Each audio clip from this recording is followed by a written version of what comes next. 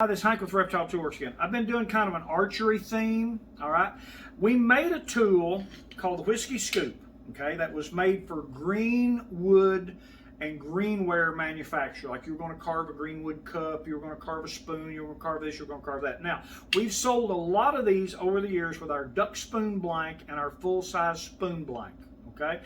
It's a great little woodworking gouge. Now, everybody has a straight blade for doing stuff, but when you need a gouge to make a depression in a piece of wood, that's a little different boat. So we made a great tool to begin with. Very simple. You loosen this up, okay?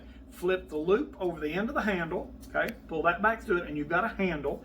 A guy named Tommy made every one of them, did a good job. We've got a Kydex sheath on it, okay, so it doesn't get in trouble. You take that and pull it through. You hang this on your belt, okay, loop it through your belt so you don't lose your sheath. And then you've got the business end of a half pipe style gouge we made. Okay, just a little sweep in it, not too much curl. We ground them in production, and then a lot of people call us and talk to us about touching them up and things like that, and you can touch them up. But you put the tapered handle in there, and you have a lovely little palm gouge to do a lot of interesting work. Okay, sold a lot of these at one show. Started asking the guys what they were doing with them, and the bow makers said, we're chasing down annual ring with them. We're using them as a gouge on a bow. I said, well, that's pretty cool, okay? So, in just a minute, I'm going to show you how to chase down a ring with this, just for a minute. And also, the other thing I'm going to do is I'm going to show you that if you have this tool, if you make a much longer handle, okay, you can get an incredible amount of pressure and do some really serious stock removal with it by merely adding a found handle like this. The other thing is, before I go too far, I've sold a lot of these. Every now and then you're in a position as a woodworker or carpenter or something else where you need a gouge and you need a short gouge to reach in somewhere and remove some material very aggressively, would be an easy way to put it, okay?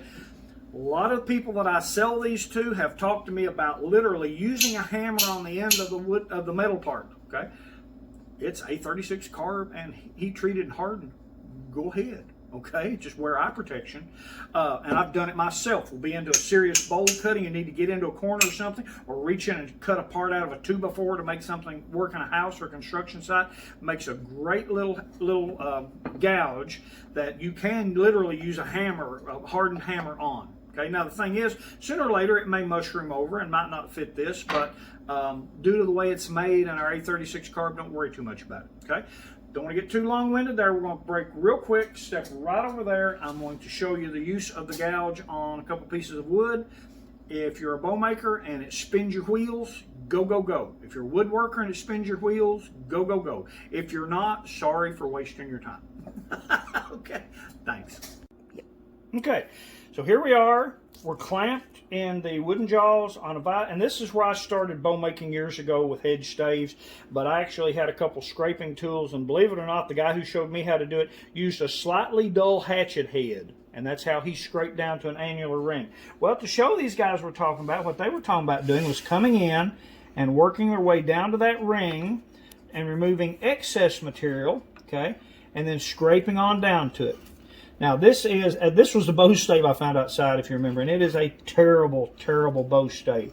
It's been outside, and I don't know what it is, but it's hard as it can be. So let's see me working my way down to that one annular ring and flip it around and go the other way. Okay.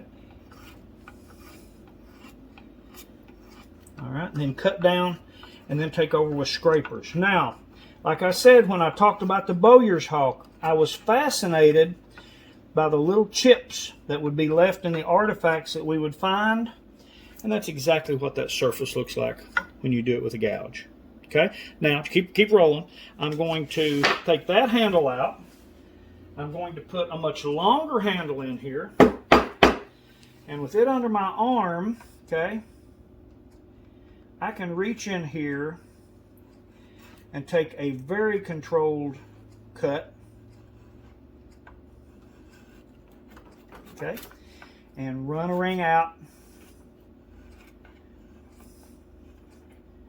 as I need to. Okay, now hang on just a second. I want, with this one left in here, I'm going to pull this guy and show you get back to this piece of oak I was playing with the other day. I can't help it. I love this piece of oak. Okay. Barrel staves are very hard. Okay. So what I'm going to do is push that barrel stave up there. Make sure I got a piece of him in the vise so he doesn't move. I can come in with this much pressure and in a barrel stave. Hang on just a minute. I put a new handle on this about 2 minutes before I did this out of a piece of pine. So I'm going to make sure it's seated good before I get crazy or anything with it. See, I can come in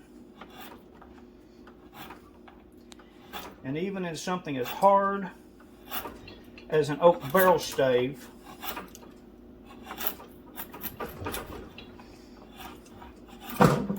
yeah. You see me coming up and cutting out of that? That'll keep you from running all the way out the other end of the part.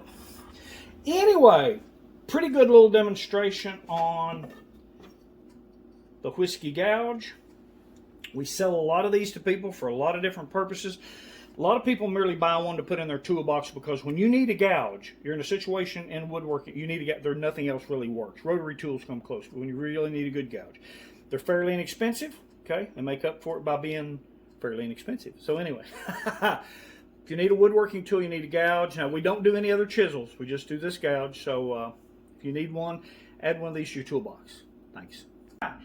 Juetta has been very busy again, and she's been making some outstandingly cool little phone holders. Okay, we all sit and watch our phone. Now, this is really a runner-up to a new product that she is doing that is so awesome. Okay, you'll be seeing it very soon. She's got it in getting ready to get it in production.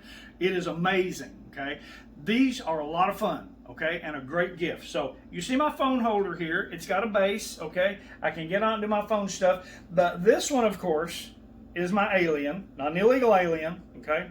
Another alien. Look here, a giraffe. Isn't that cute? Look at that. For the giraffe lovers in your life. Man's best friend and phone holder. Okay. Look here. Yeah. Okay. Karate guy.